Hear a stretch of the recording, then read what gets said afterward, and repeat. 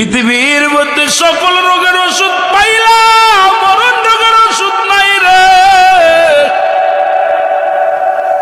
এই রোগের ওষুধ পৃথিবীর কোন ডাক্তার দিতে পারবে না, পৃথিবীর কোন এমপি দিতে পারবে না, কোন মন্ত্রী দিতে পারবে না। তুমি যেখানেই থাকো না কেন আজরাইল তোমারে খুঁজে বাইর করবে। মুসলমান শোনো, সব চাইতে সহজ মৃত্যুটা হয়। আল্লামা মুফতি আমজাদ আলী সাহেব একটা কিতাব লিখলো, কিতাবের নাম বাহারে শরিয়াত।